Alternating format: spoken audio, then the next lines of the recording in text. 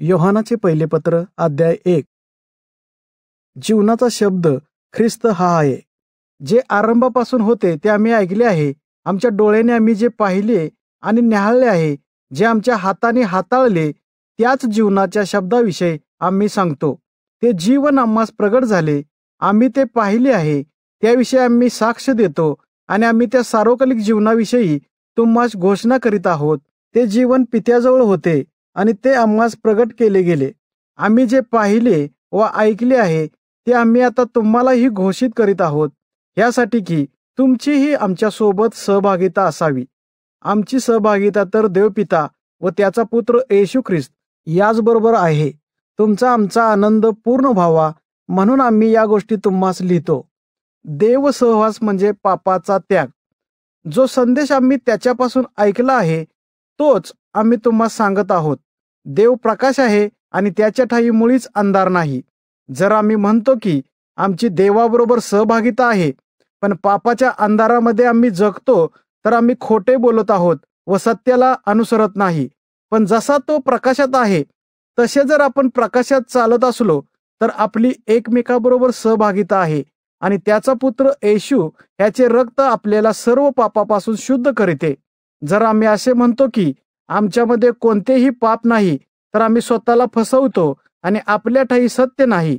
जर आपण आपली पापे कबूल करतो तर तो विश्वासू व न्यायी आहे म्हणून आपल्या पापांची क्षमा करेल आणि आपल्याला सर्व अनितीपासून शुद्ध करेल. जर आम्ही म्हणतो की आम्ही पाप केले नाही तर आम्ही त्यास लबाड ठरवतो आणि त्याचे वचन आपल्या ठायी नाही. योहानाचे पहिले पत्र अध्याय 2. माझ्या प्रिय मुलांनो, तुम्ही पाप करू नये यासाठी मी तुम्हास या गोष्टी लिहित आहे. पण जर तुम्हापैकी एखादा पाप करतो तर त्याच्यासाठी पित्याजवळ आपला कैवारी येशू ख्रिस्त जो नीतिमान आहे तो आहे. तो केवळ आमच्याच पापासाठी नव्हे तर सगळ्या जगाच्याही पापाबद्दल प्रायश्चित्त झाला आहे. आज्ञांकितपण हे देवसहवासाचे प्रमाण होय. जर आम्ही त्याच्या आज्ञा पाळतो तर आम्ही त्यास खऱ्या अर्थाने ओळखले आहे. जो कोणी असे म्हणतो मी देवाला ओळखतो परंतु त्याच्या आज्ञा पाळत नाही तर तो खोटे बोलत आहे आणि त्याच्या ठायी सत्य नाही. पण जर कोणी त्याच्या वचनाप्रमाणे चालतो तर त्याच्यामध्ये देवाची प्रीती पूर्णत्वास गेली आहे. ह्यावरून आपल्याला कळून येते की आपण त्याच्या ठायी आहोत. मी देवामध्ये राहतो असे म्हणणाऱ्याने जसा येशू ख्रिस्त चालला तसेच चालले पाहिजे. प्रियानो, मी तुम्हास नवी आज्ञा लिहित नाही परंतु जी आज्ञा तुम्हास आरंभापासून देण्यात आली आहे ती जुनी आज्ञा लिहितो. जे वचन तुम्ही ऐकले ते ती जुनी आज्ञा होय. तरी मी एक प्रकारे नवी आज्ञा लिहित आहे. ती ख्रिस्तात आणि तुमच्यात सत्य आहे, कारण अंधार नाहीसा होत आहे व खरा प्रकाश अगोदरपासूनच प्रकाशात आहे. मी प्रकाशात आहे असे म्हणून जो आपल्या भावांचा द्वेष करीतो तो अजून अंधारातच आहे. जो आपल्या भावावर प्रेम करतो तो प्रकाशात राहतो आणि त्याच्यामध्ये अडकळण्याचे कारण नसते. पण जो आपल्या भावांचा द्वेष करतो तो अंधारात आहे, तो अंधारात जगत आहे व तो कोठे जात आहे हे त्यास कळत नाही, कारण अंधाराने त्याचे डोळे आंधळे केले आहेत. प्रिय मुलांनो, मी तुम्हास लिहित आहे कारण ख्रिस्ताच्या नावामुळे तुमच्या पापांची तुम्हास क्षमा झालेली आहे. वडिलांनो, मी तुम्हास लिहितो कारण जो सुरुवातीपासून अस्तित्वात आहे त्यास तुम्ही ओळखता. तरुणांनो, मी तुम्हास लिहित आहे कारण दुष्टावर तुम्ही विजय मिळवला आहे. लहान मुलांनो, मी तुम्हास लिहिले आहे कारण तुम्ही पित्याला ओळखता. वडिलांनो, मी तुम्हास लिहित आहे कारण तुम्हास पिता माहित आहे. वडिलांनो, मी तुम्हास लिहित आहे कारण तुम्हास पिता माहित आहे. वडिलांनो, मी तुम्हास लिहिले कारण जो सुरुवातीपासून अस्तित्वात आहे त्याची तुम्हास ओळख झाली आहे. तरुणांनो, मी तुम्हास लिहिले कारण तुम्ही बळकट आहात. देवाचे वचन तुमच्यामध्ये राहते कारण तुम्ही दुष्टावर मात केली आहे. जगावर किंवा जगातल्या गोष्टीवर प्रीती करू नका. जर कोणी जगावर प्रीती करीत असेल तर त्याच्या ठायी पित्याची प्रीती नाही. कारण जगात जे सर्व आहे ते म्हणजे देहाची वासना, डोळ्याची वासना व संसाराविषयीची पुषारकी ही पित्यापासून नाहीत तर जगापासून आहेत. जग व जगातील वासना नाहीशा होत आहेत, पण जो देवाच्या इच्छेप्रमाणे करतो तो सर्व काळपर्यंत जगेल. ख्रिस्त विरोधकांच्या बाबतीत इशारे. मुलांनो, शेवट जवळ आला आहे व तुम्ही ऐकल्याप्रमाणे ख्रिस्त विरोधी येत आहेत आणि आताच पुष्कळ ख्रिस्त विरोधक उठले आहेत. यावरून आपल्याला दिसून येते की ही शेवटली घटका आहे. आपल्यातूनच ते निघाले तरी ते आपले नव्हते. ते आपले असते तर आपल्याबरोबर राहिले असते. त्यांच्यातील कोणीही आपला नाही हे प्रगट व्हावे म्हणून ते निघाले. पण जो पवित्र त्याच्यापासून तुमचा आत्म्याने अभिषेक केला आहे म्हणून तुम्हा सर्वांना सत्य माहीत आहे. तुम्हा सत्य कळत नाही म्हणून मी तुम्हास लिहिले आहे असे नाही. तुम्हास ते कळते म्हणून आणि कोणतीही लबाडी सत्यापासून नाही म्हणून लिहिले आहे. येशू हा ख्रिस्त आहे असे नाकारणारा लबाड नाही काय? जो पित्याला आणि पुत्राला नाकारतो तोच ख्रिस्त विरोधी आहे. जो कोणी पुत्राला नाकारतो त्यास पिता लाभत नाही, पण जो पुत्राला स्वीकारतो त्यास पिता लाभला आहे. तुमच्याविषयी जे म्हणावायचे तर जे तुम्ही आरंभापासून ऐकले ते तुम्हामध्ये राहो, तर तुम्हीही पुत्रामध्ये व पित्यामध्ये राहाल. आणि देवाने आम्हाला जे देण्याचे अभिवचन दिले ते म्हणजे सार्वकालिक जीवन होय. जे तुम्हास फसवण्याचा प्रयत्न करीत आहेत त्यांच्याविषयी मी तुम्हास या गोष्टी लिहित आहे. पण तुम्हाविषयी म्हणायचे तर त्याच्याकडून तुमचा अभिषेक झाला, तो तुम्हामध्ये राहतो, तेव्हा तुम्हास कोणी शिकवण्याची गरज नाही. त्याचा अभिषेक तो सत्य आहे, खोटा नाही. तुम्हा सर्व गोष्टीविषयी शिकवितो. त्याप्रमाणे व त्याने तुम्हाला शिकवल्याप्रमाणे तुम्ही त्याच्यामध्ये राहा. म्हणून आता प्रिय मुलांनो, ख्रिस्तामध्ये राहा, यासाठी की जेव्हा ख्रिस्त प्रगट होईल तेव्हा आम्हाला धैर्य मिळेल व जेव्हा तो परत येतो तेव्हा त्याच्याद्वारे आम्ही लज्जित केले जाणार नाही. जर तुम्हाला माहीत आहे की ख्रिस्त नीतिमान आहे, तर जे लोक चांगले काम करतात ते देवाचे पुत्र आहेत हे देखील तुम्हाला कळेल. योहानाचे पहिले पत्र अध्याय 3. आपल्याला देवाची मुले हे नाव मिळाले, ह्यात देवपित्याने आपल्याला केवढे प्रीतिदान दिले आहे पहा. आणि आपण तसे आहोत. ह्यामुळे जग आपल्याला ओळखीत नाही, कारण त्यांनी त्यास ओळखले नाही. प्रियानो, आता आम्ही देवाची मुले आहोत आणि भविष्यकाळात आम्ही कसे असू हे आम्हास माहीत नाही. तरीही आम्हास माहीत आहे की जेव्हा ख्रिस्त पुन्हा येईल तेव्हा आम्ही त्याच्यासारखे असू, कारण तो जसा आहे तसे आम्ही त्यास पाहू. आणि ज्या प्रत्येकाने ही आशा ख्रिस्तावर ठेवली आहे, जसा ख्रिस्त शुद्ध आहे तसा तो आपणाला शुद्ध करीतो. ईश्वरी पुत्रत्व व पाप यांचा विरोध आहे. प्रत्येकजण जो पाप करतो तो नियमशास्त्राचे उल्लंघन करतो, कारण पाप हे नियमशास्त्राचे उल्लंघन आहे. तुम्हास माहीत आहे की पापे हरण करण्यासाठी तो प्रगट झाला. त्याच्यातही पाप नाही. जो कोणी त्याच्यातही राहतो तो पाप करत नाही. जो कोणी पाप करतो त्याने त्यास पाहिले नाही आणि त्यास ओळखले नाही. प्रिय मुलांनो, तुम्हास कोणी फसवू नये.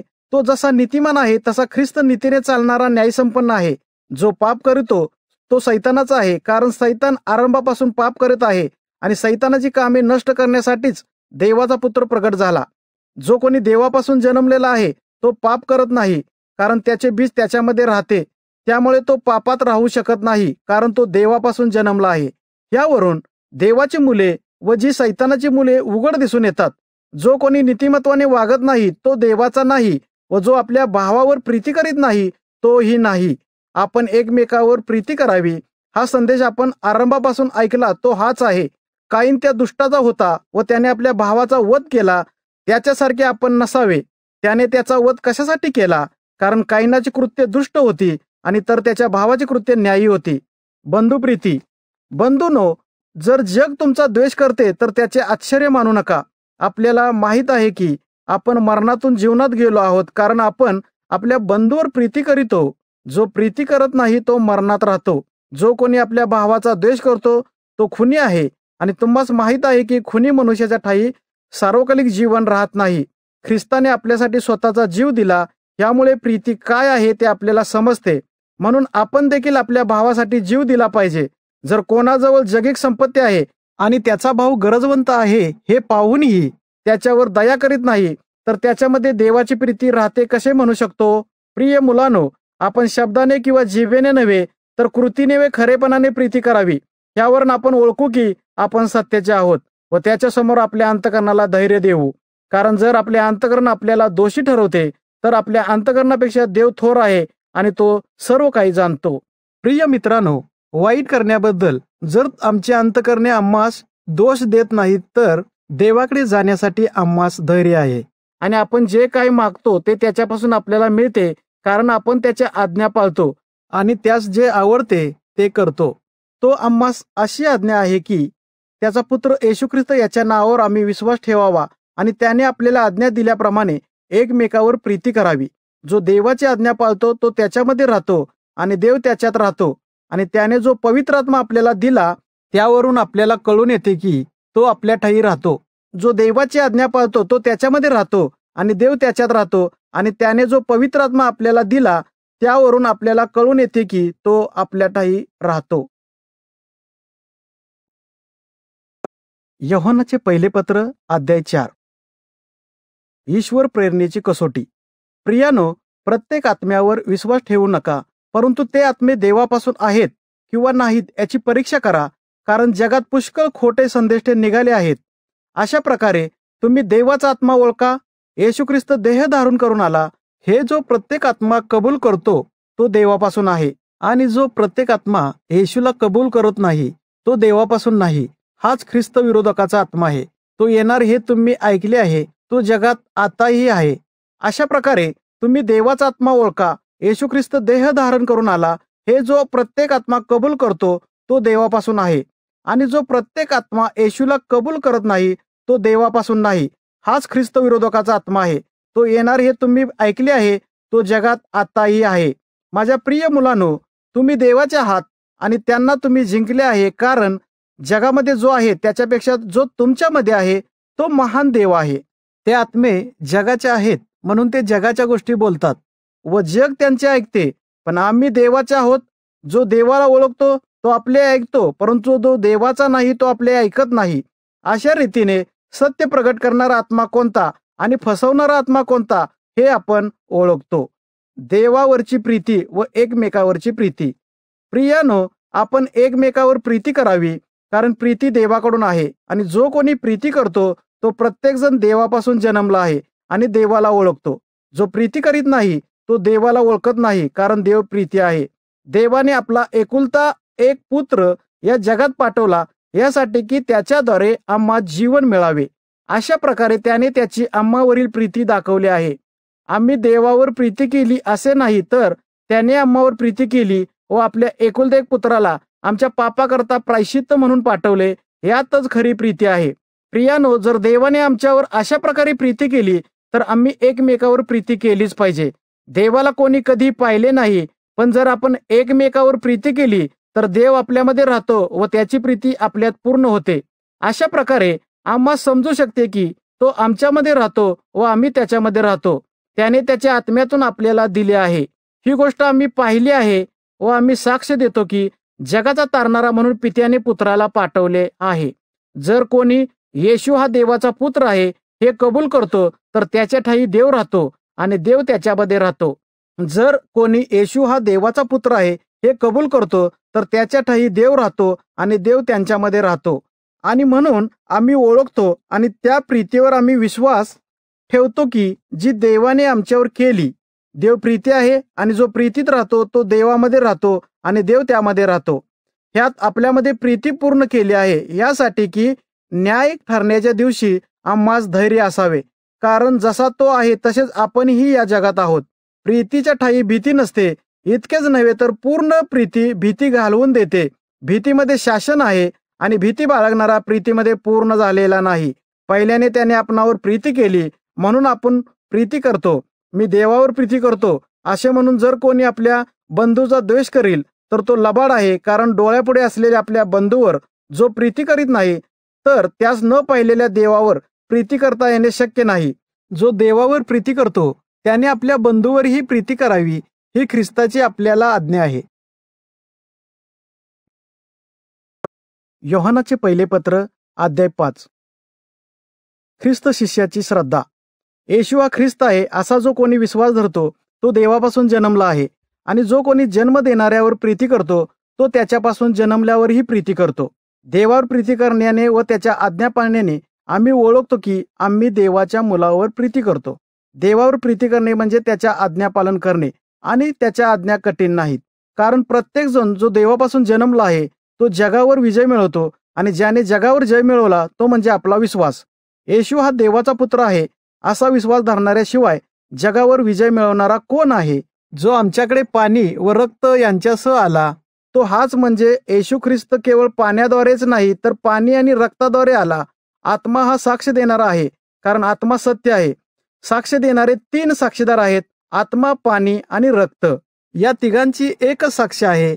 जर आम्ही मनुष्याने दिलेली साक्ष स्वीकारतो तर देवाने दिलेली साक्ष त्यांच्या साक्षीहून अधिक महान आहे. देवाने आपणास दिलेली साक्ष ही त्याच्या पुत्राविषयीची आहे.